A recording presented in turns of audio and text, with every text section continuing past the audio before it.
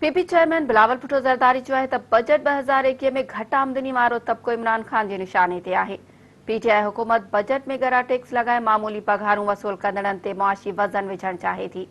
बलावल भुट्टो ज़रदारी पंहिंजे बयान में चयो आहे त पाकिस्तान पीपुल्स पार्टी बजट में आम माण्हू के मुआशी तौर ते कुचलण वारी साज़िश के नाकाम बणाईंदी।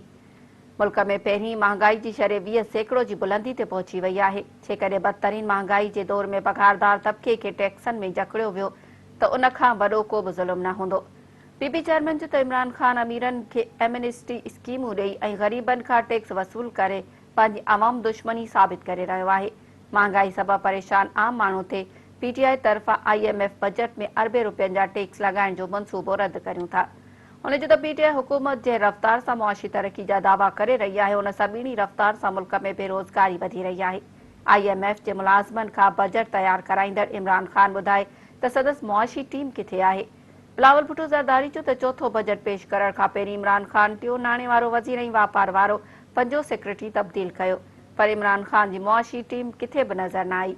हुन जो त मुल्की तारीख़ जे नाकाम बजट पेश करण वारी पीटीआई हुकूमत जा मुआशी ॾोह कॾहिं भी माफ़ न कया वेंदा।